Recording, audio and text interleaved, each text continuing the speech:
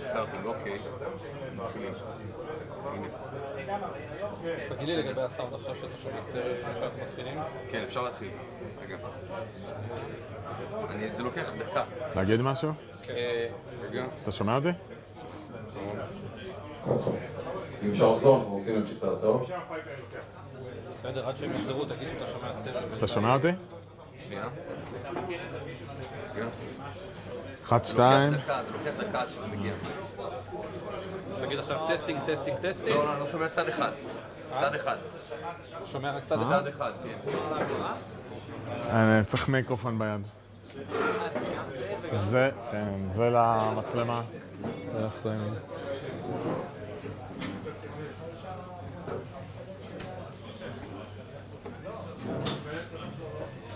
זה עובד. סבבה. להתחיל? עובד? 1, 2. כן, כן, עובד.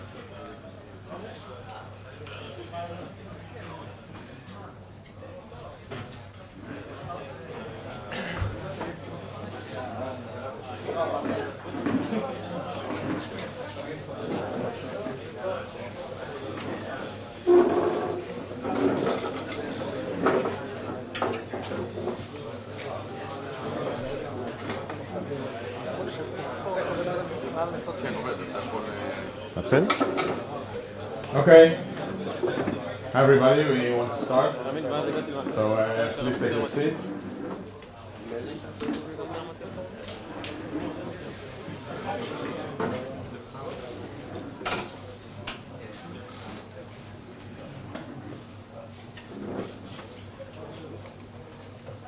So my name is Tal. I'm the head of the infrastructure group at Taboola. With me there's Lior, who's in my group. He's a super senior engineer in the data platform team. And we're going to talk about Kafka today, and specifically with the aspects that Taboola has to deal with, which is mostly scale and reliability. I hope it's going to be interesting. A bit about Taboola. You probably have seen us.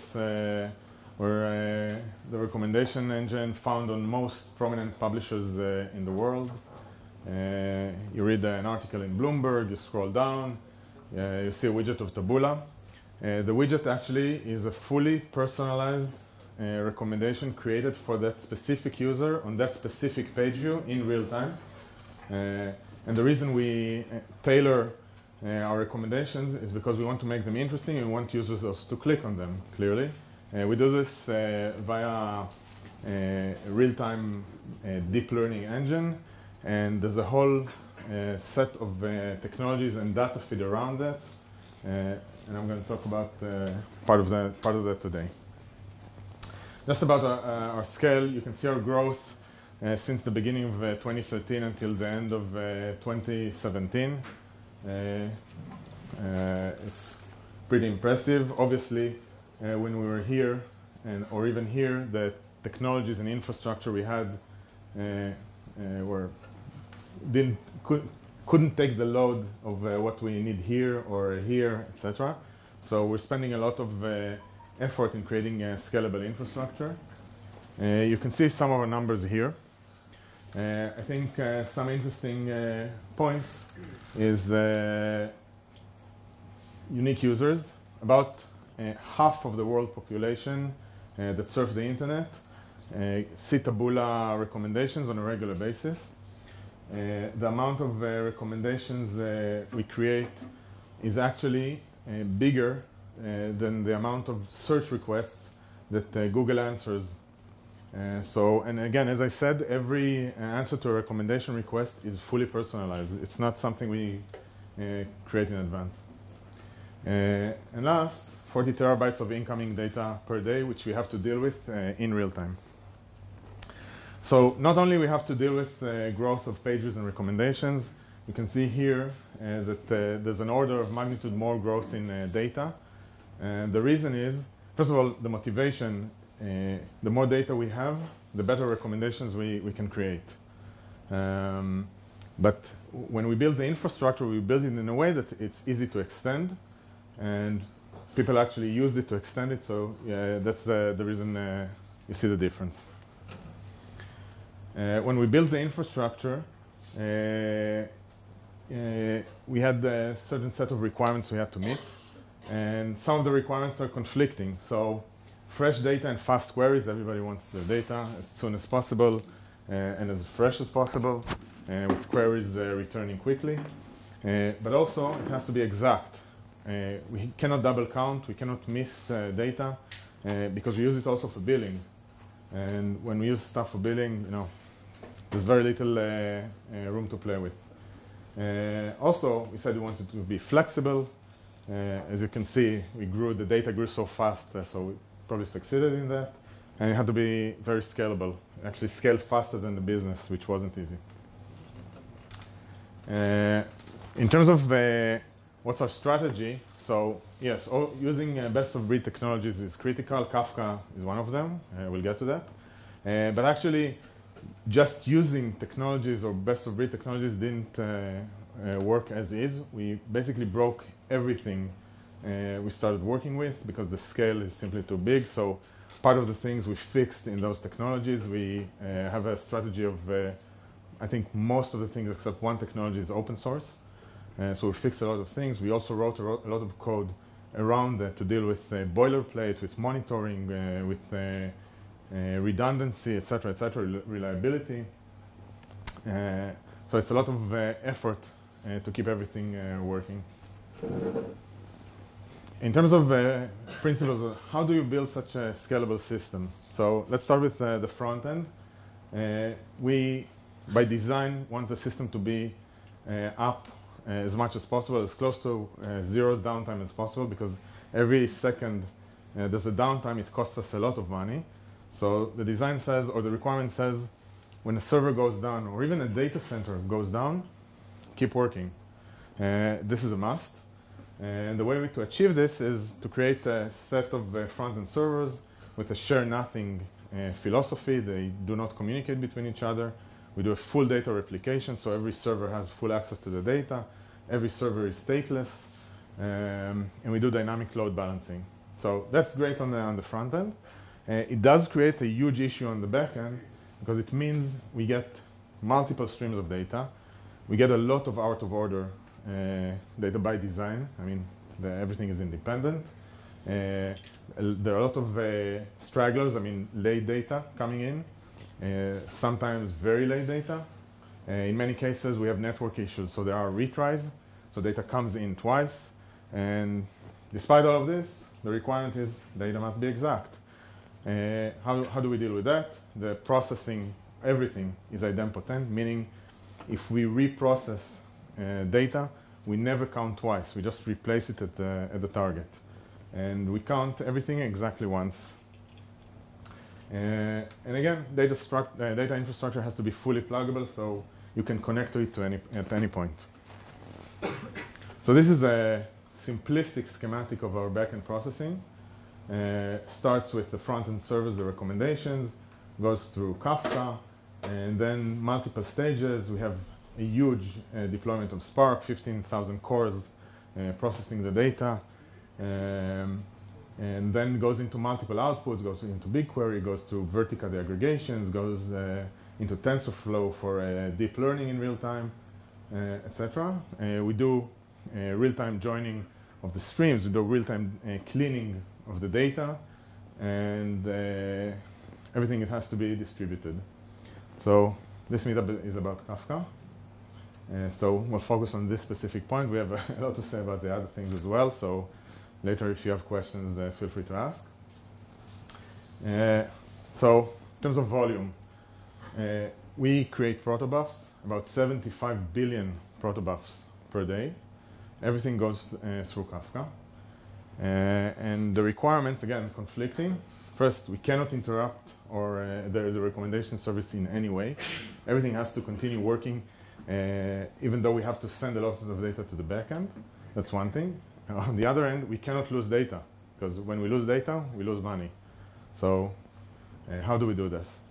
So 3 basic principles. First of all, we don't send individual messages to Kafka. There's simply too many of those.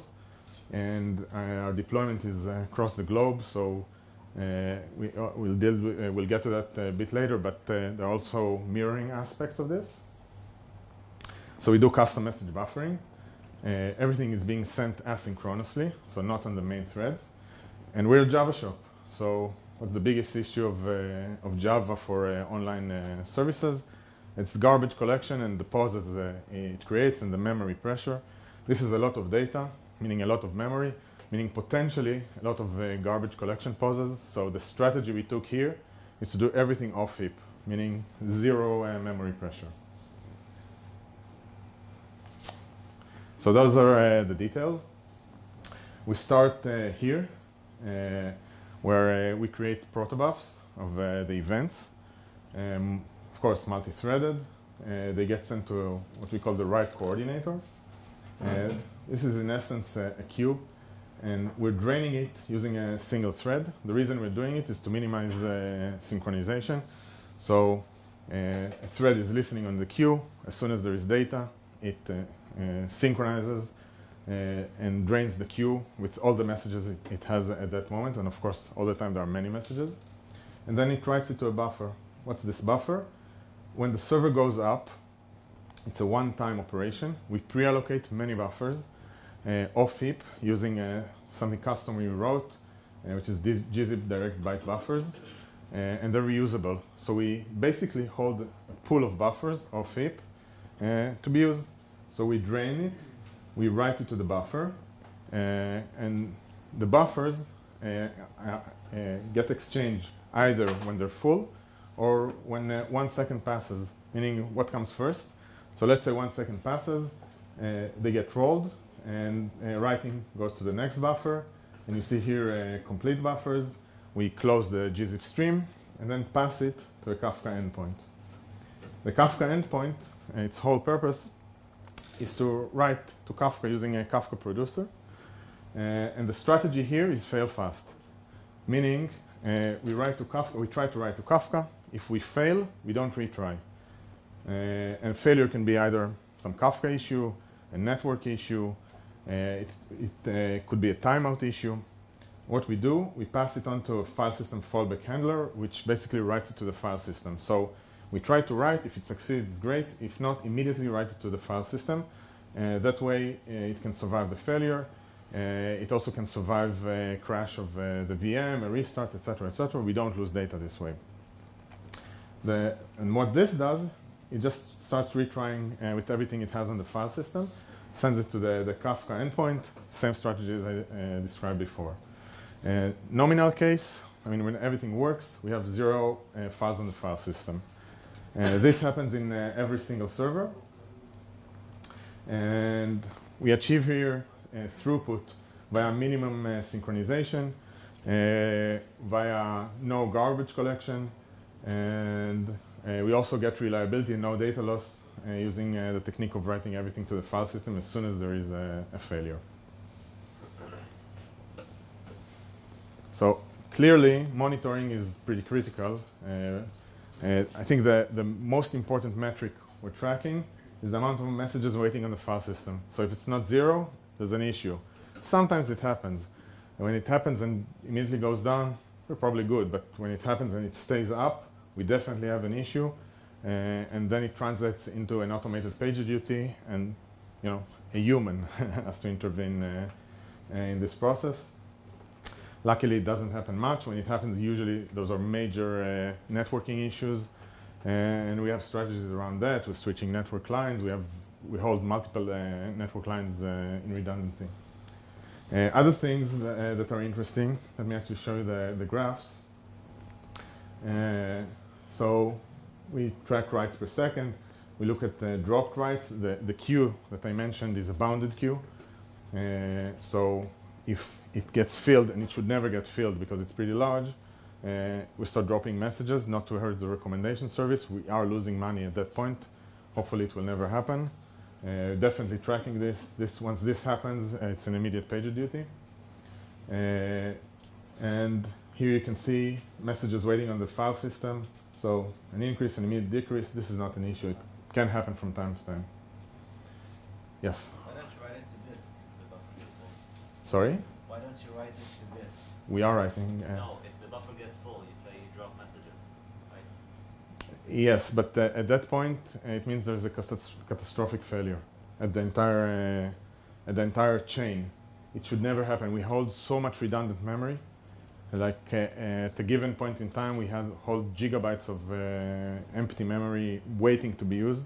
So if we got to a point where gigabytes of memory cannot be written to disk, the only situation where it's going to get full is when we cannot write to disk. Probably the disk is full at that point. So at that point, we just throw a message. This is like the third line of defense. It should really never happen. Another interesting thing you can see, number of calls to Kafka. So because we buffer messages and it's time-based, the number of messages is totally predictable, right? If I roll the buffer every second, then I get 60 messages per topic per server. So if there's any change, I can track it, I can alert on it. It's predictable, it's very easy to monitor. And as you can see, other things that we track, which are interesting to us as well. And I think there was a question before about schema management. So schema management is critical for us because of multiple reasons. First of all, breaking backward compatibility is catastrophic, and we deal with billing here. So catastrophic is like when a company does $1 billion a year, think about an issue with backward compatibility that goes on for an hour, okay? So a nice apartment goes away. So the way we deal with it, and also we have many developers, so we want to be able to protect ourselves from multiple changes. So we hold all the schemas in a separate Git repository. Nothing goes into our Kafka that doesn't have a schema, by the way. So everything has a schema for easy writing and easy consumption.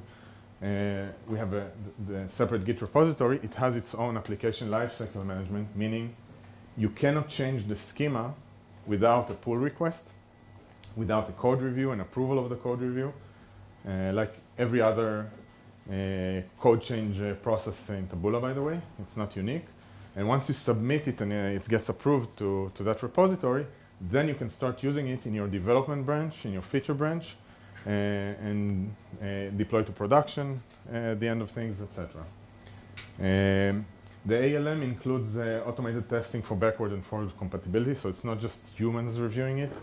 We also make sure that we don't change types of fields and many other things that cannot be done when you protect for backward compatibility.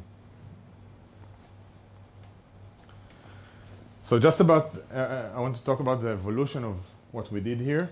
I think a good strategy for building infrastructure, especially when replacing infrastructure, but in general, and that's how we do things at Taboola, is plan the big picture, but start small.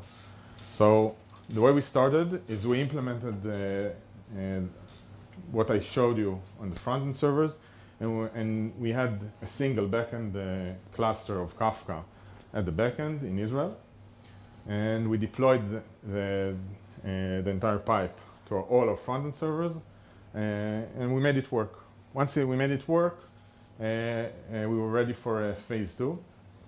Phase 2, basically, this shows a single backend. We have multiple backends, so it doesn't make sense from every single server to replicate to multiple backends, because then when there is a failure, you have to deal with many, many servers, and it's a lot harder. So you concentrate everything in one place. This one place is a Kafka cluster. For every data center, we have a local front-end Kafka cluster. We write to it locally, and from that point on, we mirror to every one of our backends, and which makes our lives a lot easier when dealing with issues. So I'm going to switch now with Lior. I was going to tell you about our architecture. It's going to take a second.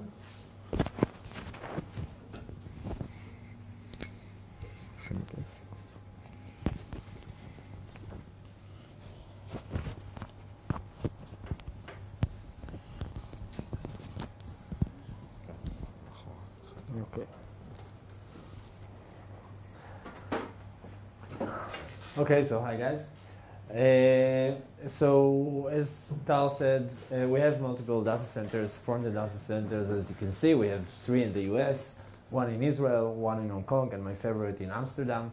And you can see the number of brokers and the sizes of the disks and memory, etc., etc. And how do you mirror 40 terabytes of data a day to all our backend services? So we thought about starting naively. You heard about Kafka Mirrormaker, I guess. Anybody used it? Try to use it? Okay, so Kafka Mirrormaker is an open source that you can use, you can try to use, and we just try to follow the best practices. So the best practices say put it at the receiving side and start consuming remotely from the source cluster.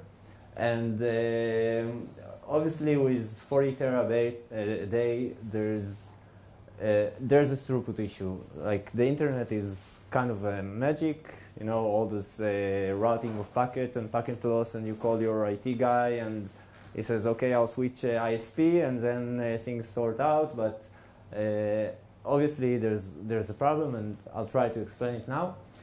So suppose you have n topics in your origin cluster.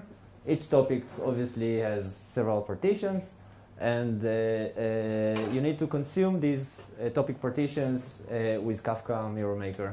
So we all know you can't parallelize consumption more than the number of consumers. So the number of streams or the number of consumers you use for a single topic can exceed the number of the topic partitions. So this becomes a bottleneck even for one topic when you're dealing with one topic, because you suffer from packet loss, etc. So you can't keep up consuming. The producing side is not a problem. You're sitting next to the target cluster, and everything is okay. Another issue with the Kafka Mirrormaker is that it gets a list of topics to replicate, and it assumes that the topics are homogeneous. So you can tweak like the fetch size or buffer sizes per topic. And obviously we have multiple topics, and each topic is unique. Some topics have dozens of kilobytes size messages. Others have several megabytes per message. So that doesn't work. And we thought about another approach. Okay, so what if we try to put the Kafka Mirrormaker next to the source cluster? So here we solve the consumption for single topic, right? Because there's no issue consuming the data from when we're sitting in the same cluster, and we can have multiple producers. Producers are unbounded or nearly unbounded. Obviously, we have heap restrictions, so that would probably work for a single topic. But what if we have multiple topics, like here? Okay, and suppose we have n topics, k partitions. So let's say we want to use n times k consumers. Okay, so ideally each consumer would get the data from single topic partitions. But Kafka Mirrormaker doesn't work like that. If you define more than k consumers, and you try, and you now need to consume from each topic, then Kafka would assign each partition in the sequential order of the consumers for the first topic. And when it comes to the second topic, it will start all over again. Okay, so you have, if all topics have the same number of partitions, then you have a k consumers that reads from all topics, and all the other consumers are doing nothing. So that also becomes a bottleneck, because now you have to read vast amount of messages in a single consumer. So that pretty much broke us. We decided to develop our own mirroring infrastructure. So we developed the KFC, the Kafka consumer, and it was developed as a general purpose infrastructure for consuming from Kafka. And our first use case was obviously mirroring the data. So here we decided to go with the approach of the Mirrormaker, the KFC mirror sitting next to the front-end cluster. But we had list of consumers per each topic. Okay, and for each topic we created a pool of producers, and we started replicating the data. And if we see that we have too many messages, we can dynamically create more producers. We start with a core producer pool size and go up until the max defined producer pool size. So that was, yeah. How does adding more producers help? You can just have more resources on a single producer, right? It's more threaded. But when okay, Kafka has like the batch producing, right? But when you're dealing with large messages and severe packet loss, like mirroring from Hong Kong to Israel, it's like driving into a wall. Okay, so and obviously if you use the same producer to replicate multiple messages, then the time increases for all these messages because it's pretty much sequential. And if you consume at one poll cycle many messages and you use many producers, then the total time of processing is the max time of the produce. I want to add something. Basically what we found out that even though the producer is multi-threaded, the throughput goes really down when you write multi-threaded to it. So we decided to go with the approach of using a single message at a single time per producer, and the throughput went up like in an order of magnitude even more. Okay, so let's talk a bit more, dive into the KFC. So the KFC was developed, as I said, as a general purpose consumption infrastructure that allows us to consume and process messages in parallel, and also provide all the boilerplate around it and very important things like mirroring, built-in mirroring that any developer that uses the KFC would just enjoy from them and wouldn't have to develop it themselves. So it starts with a basic configuration, a YAML configuration of the consumers or producers you need to create, and then we create Spring Beans from that configuration dynamically. And then each Kafka consumer is held by a thread that is called Taboola Kafka consumer. This thread has a main loop. It runs forever until it gets a shutdown signal. And basically what it does, it polls for data with the consumer, it gets the messages, and then it uses a message processor, which we'll see an example very shortly, to process each message. We also declared a parallelism strategy. In most cases, we'd like to process everything in parallel or up to a certain parallelism level. But in some cases, maybe we'd like to process the messages sequentially. Like if we need to insert to a database by a certain key, and we want to use only one update per key and stuff like that.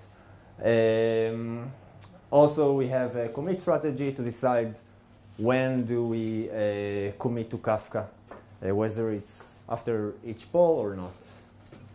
Let's look at an example of a message processor.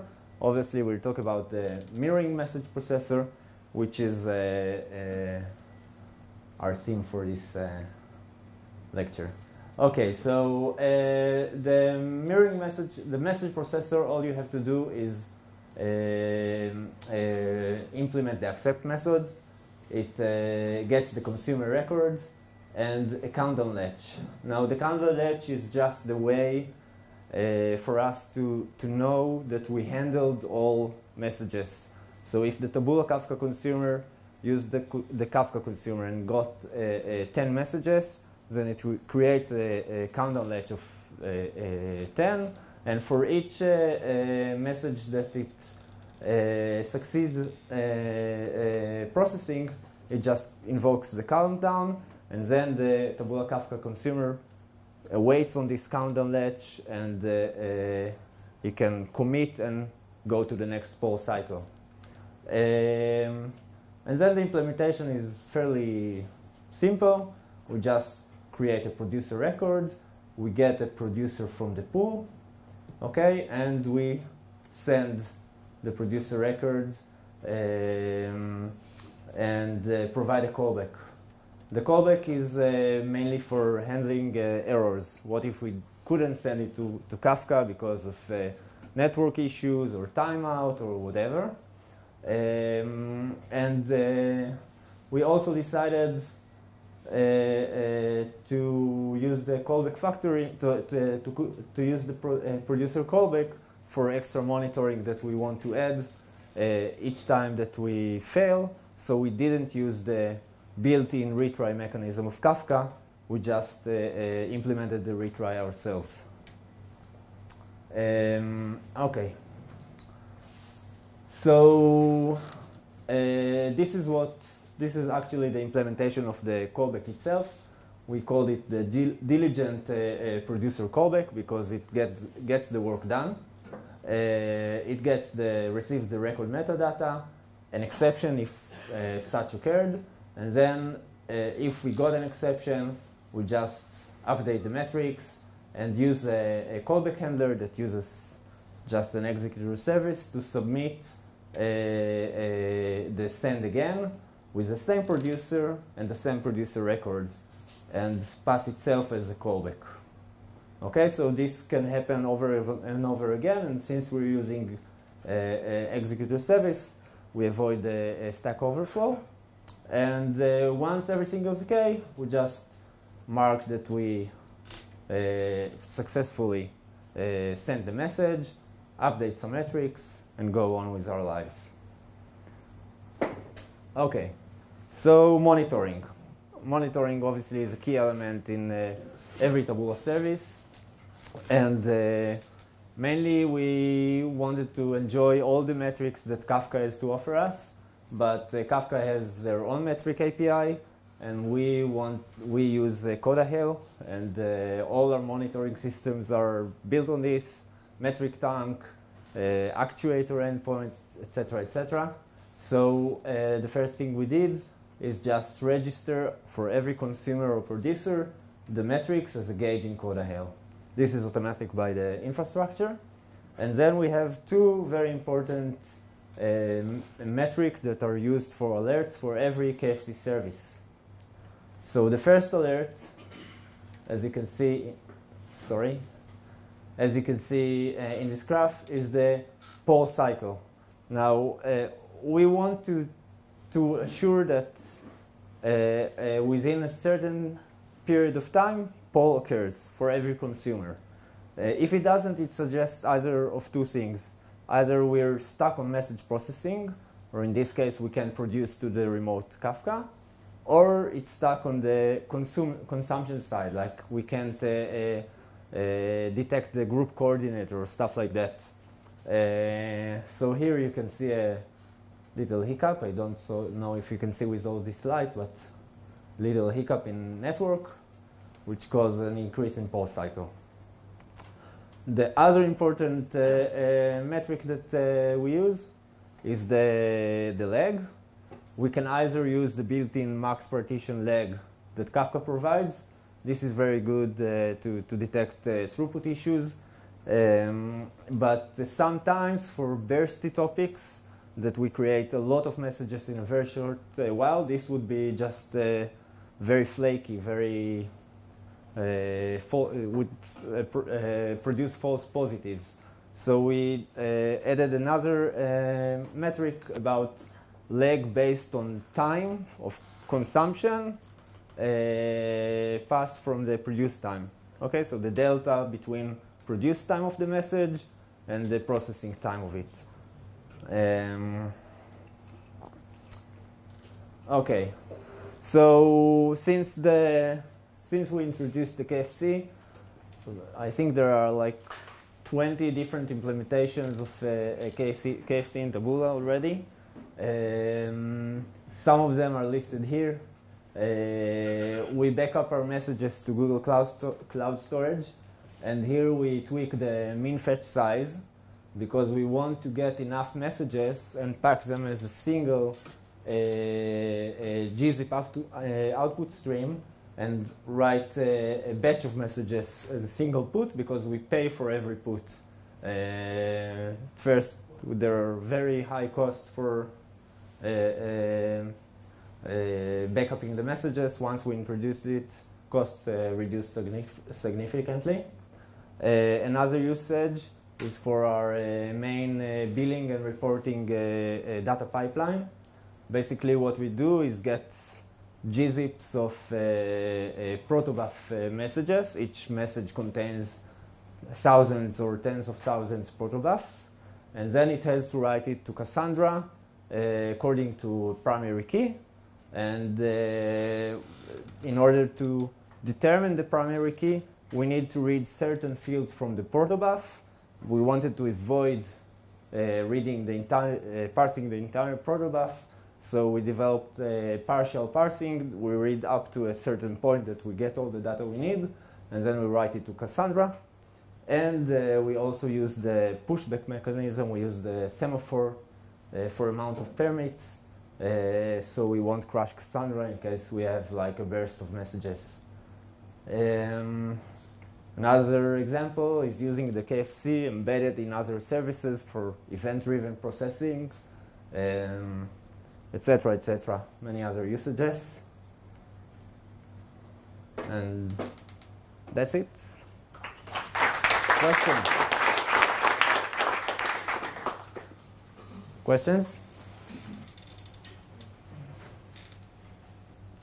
I asked the previous lecturer about processing. Would you recommend to do it on the Spark, on the Kafka? So he was just on Kafka, processing everything on the Kafka. And I see that you're using the Kafka mainly for ingesting the events, and then you process them in Spark. What's your take about it? Yeah, that's actually true. We prepared the backup slide. I won't go over it. But we were expecting this question. So yes, there's a separation here. Kafka is our data pipe. It does have some nice features, relatively new, the Kafka streams and more. But we decided to keep it simple. Use Kafka in what it does best. It does best in transitioning data. And it really does it wonderfully. There are many pitfalls around Kafka. Kafka is not perfect. And we're hitting, I guess, every single one of them pretty often. Last one was last night, when Lior and I were awake half of the night. But in general, I highly recommend it. And really, when you keep it simple, it works great. Spark, on the other hand, is much more feature robust than Kafka. It has more mileage in terms of more tools to deal with data processing. And in fact, if you look at it from a timeline perspective, we started using Spark at 2013, version 0.8 when it was still alpha. I fixed many things in that as well, but and at that point in time, we didn't have Kafka, and Kafka wasn't mature at all. So there was no issue. Now we have a whole infrastructure around Spark, which works really well. So we have no motivation to replace it. So that's our take, at least. And we're very happy with Spark as well. Other questions? Yes. So that you use a direct buffer, and my question is about your processing. It's near real time. It's not real time because you're using buffers, you use micro batches, etc. Why are you not using disk for a better approach for crashing the application if you are near real time and not real time? Why add more latency? I mean, what's the advantage? Why would we use disk? I mean, we get everything in memory, we consume in memory, and we produce in memory, and I would say I can't remember the last time when we had to actually write to disk other than some meaningless, like 4 messages out of 75 billion is like, it's not an amount you have to take into account. So the reason we're doing it is to reduce as much latency as we can. Of course, we're not real time. I mean, if you measure real time by sub-second, but we're not real time by definition also because we're cross data center, you have to cross, for example, in Hong Kong, the amount of network failures we have from there to our backends is amazing. So there are many other steps along the way, but what the strategy is every little thing counts, okay? So we don't introduce latency on purpose. We do it unless there's a good reason for that. And going through disk, I mean, think about just the disks are not infinite. Those are NVMEs. You write too much to it, it will end its life sooner rather than later. It has a cost around it, so no good reason to write to disk by default. Any other questions? About anything?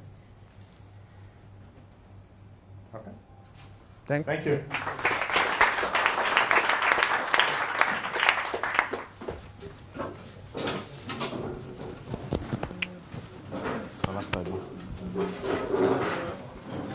מה?